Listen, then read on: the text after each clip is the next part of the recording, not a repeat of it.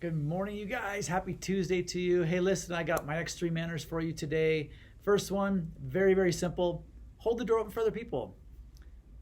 Doesn't get much easier than that, does it? There's a couple ways to do it. You can push the door open and stand in front of the door and continue to hold it, just like I do in the mornings.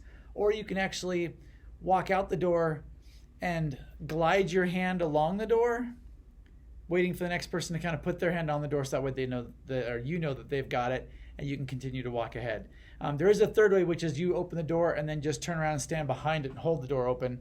And that gets you completely out of the way so they can come through and not have to worry about tripping over your feet or doing anything like that. You don't see me do that very much here at school, but kids at school do that when they're door holders. They'll sometimes stand kind of behind the door and hold the door that way. So make sure you tell them thank you also when they do that. That's important. So hold the door open for other people. The next one is to always respect people's opinions, comments, and ideas.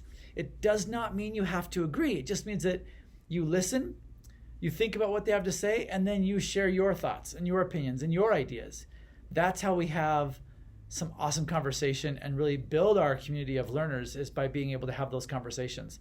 So always respect other people's thoughts, ideas, and opinions. And the final one is to wash your hands of germs after you're done with the bathroom and clean the area. So really it deals with all like what you do when you go to the bathroom. If you go in there, and this always happens to me, after I wash my hands, I grab the corners of the paper towel and I pull, and guess what? I'm holding the 2 corners of the paper towel. Because they rip off. So it gets really, so make sure you take those pieces, throw them in the garbage, then you rip off the other piece, and then you can actually, I'm not gonna wash my hands. Then you can actually take the paper towel and dry your hands and make sure it gets in the garbage when you're done. A really good thing to do is after you get done drying your hands is to then take those paper towels that you used. I usually grab 2. So if 2 paper towels can do my hands, I'm sure they can do yours. But sometimes after I do the 2, I'll go back to the sink and then wipe off the water around the top of the sink. Because sometimes I'm washing my hands, I splash water on the top of the sink. So it's nice to go back and kind of wipe that off so it's clean for the next person. So that's what we're talking about, is wash your hands of germs and then clean up the area when you're done.